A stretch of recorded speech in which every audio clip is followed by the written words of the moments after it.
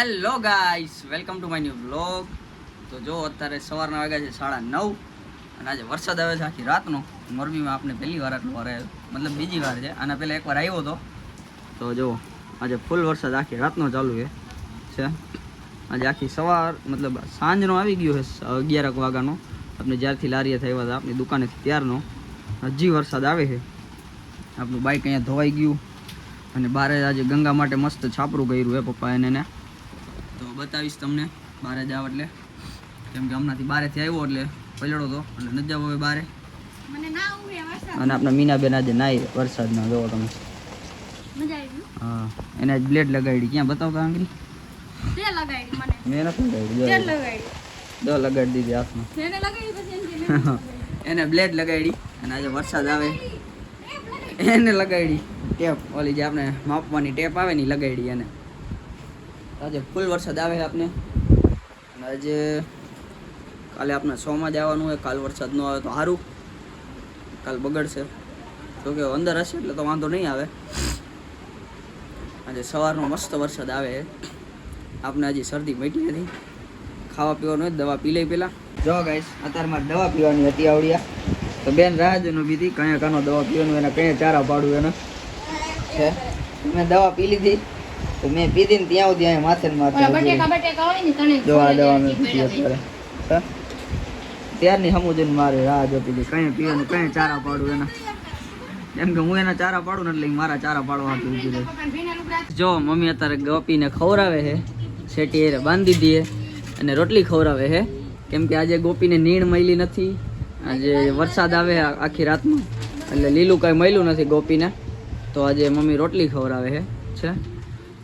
ગોપીને અહીંયા બાંધી દીધી શેટી આયરે. બચાડીને ખાડો થઈ ગયો પેટમાં, ભૂખ લાગી ગઈ એટલે તો બાંધીને અહીંયા ખવડાવે. ને ગંગાને એને બાયણે રાખ્યા બેયને વાડામાં.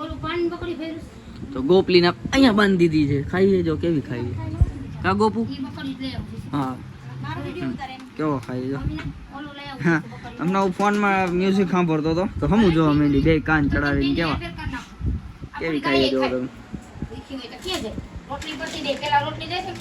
આજે આપણે 6 વાગ્યાને બાયણે કાઢી હતી સવારે, તો અત્યારે અંદર લઈ લીધી પછી. એટલે એ જો પગ નાખી દીધો અહીંયા ઢોરી નાખ્યું. જો આમ જો કેવું બધું ઢોર્યું. ખાતી જ નથી ગાંડી કે એમાં હે ને. પણ જો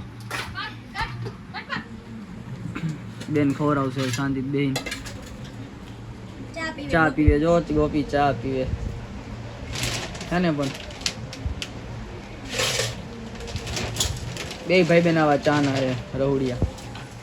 જો ગાઈસ, વરસાદ કેવો છે અત્યારે. બારે કોઈ દેખાતું નથી. શેરીમાં શેક હોય એટલે કોઈ દેખાતું નથી. આજે એક ગાય નથી દેખાતી, નહીં વાછડું કાંઈ. બસ આ એક જાય હતી અહીંયા ગંગા ઉધર ઊભી હતી તો આપણે એને થોડુંક ખવડાવ્યું અને વહી ગઈ. કેવી ગાય એ બધું.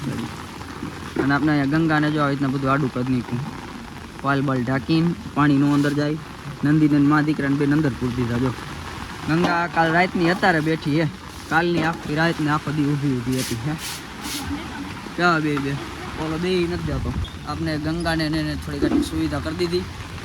બે ઉપર પંખો નાખી દીધો, બે બાજુ પાલાડા દઈ દીધા એટલે વરસાદના છાંટા આવે નહીં અંદર અને પલળે નહીં, શાંતિથી બેસી જાય. તો આ નંદીભાઈ તો બેહવાના જ નથી, જો કે ઊભા જ રહેવાના છે. એને મજા આવતી નથી બેહવાની એટલે કેવો ઊભો.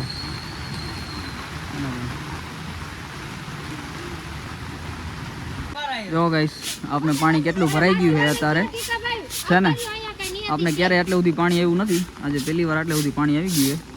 અને આપણી ગંગાની અહીંયા ફૂલ પાણી આવી ગયું. જો તમે જો તમે આ વખતે મોરબીમાં હરખો કરીને વરસાદ પડ્યો હોય આવી રીતના પહેલી વાર. તો આપણે અહીંયા કુંડી સુધી પાણી આવી ગયું છે. જે આપણે નંદીને ગંગાને બાંધીને રાખતા ને ત્યાં સુધી પાણી આવી ગયું છે ને. બાકી પાણી કેટલે સુધી નિશાળના ગેટ સુધી જોવો પાણી કેટલું પહોંચી ગયું. પેલી ગાડીના અડધા ટાયર ડૂબી ગયા પાણીમાં. જોવો તમે જો ગાઈસ. બાકી આજે ભૂકા કાઢી નાખ્યા વરસાદે આપણા ઘર આગળ ને મોરબીમાં બધાય. આપણી ગંગા આગળ કેટલું પાણી ભરાઈ ગયું જોવો તમે. આમે નિયતિના ઘરમાં ને આ બધે કેટલું પાણી ભરાઈ ગયું. એને તો ઢીચણ સુધીનું પાણી આવી ગયું. ત્યાં ટીકાભાઈ હેલા જાય અહીંયા બાકી આ બાજુ જુઓ તમે કેટલું પાણી છે. હું અત્યારે ગયો તો ત્યાં વચ્ચે, અહીંયા ઢીચાણામાંનું પાણી છે. તો અત્યારે કેટલું પાણી આવી ગયું છે જુઓ તમે. હવે ચારે બાજુ ચોકમાં પાણી પાણી કરી નાખ્યું છે ને. હા, અને આપણા ઘરમાં પાલ તો ઢાંક્યો તો પાણી ક્યાંથી પડે એ ખબર સમજાતું નથી. તમે જુઓ છે ક્યાંથી પાણી આવે એ જ નથી સમજાતું. આ બાજુ પાણી પાણી જે વચ્ચે ચોકડી પડે છે ને જ્યાં રસ્તામાં, ત્યાં એટલું પાણી છે. આ બાજુ પાણી, પેલી બાજુ પાણી. તો ગાઈસ જો આજે આપણે બેન ભજીયા કરે છે ચાલુ વરસાદમાં. આપણે થોડીક હેલ્પ કરી. તો આ વટેકું છે એને રીતના પતરી કરવાની છે. તો આ રીતના એને પતરી કરી દઈએ આપણે પહેલાં છે. અને ડુંગળી સુધારીને રાખીએ આપણે. તો ડુંગળીના બેન ભજીયા કરે છે, વરસાદ આવે છે એના આટુંથી. તો આપણે આ રીતના મદદ કરાવી એને છે. હવે બેન આટલું હાથે કરી લઈ છે, આપણે આપણી રીતે મદદ કરાવી દીધી એને. બાકીનું કામ એ હાથે કરશે. આપણે થોડાક બટેકાનું કરી દીધું કામ એને. આપણે એવા કે ડાયા છે, આપણે મદદ કરાવી એમ. જુઓ તમે છે આમાં હલવાઈ ગઈ, કાઢી લઈશું પતરી. હા આવી ગઈ. તૂટી જાય એમ તો બધી કાઢી લીધી આપણે પતરી.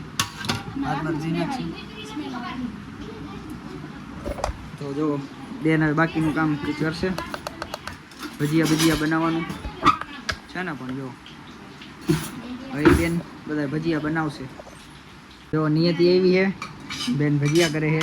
તો નિયતિ એટલે હેલ્પ કરાવશે આજે થોડીક નહીં કરાવ. નિયતિ ના પાડે હાલે હેલ્પ કરાવવાની. તો આજે હું બેન બે જ કરશે આજે જે કામ છે. હું બેન બનાવશે, ભજીયા બનાવવાના છે. તો જો બટેકા બફાઈ ગયા, રેડી થઈ ગયા મસ્ત બફાઈને. અને પેલી બાજુ જે પતરીના કરવા છે ભજીયા એ તૈયાર થઈ ગયા છે. બેન બાકી રેડી કરે બધો સામાન છે.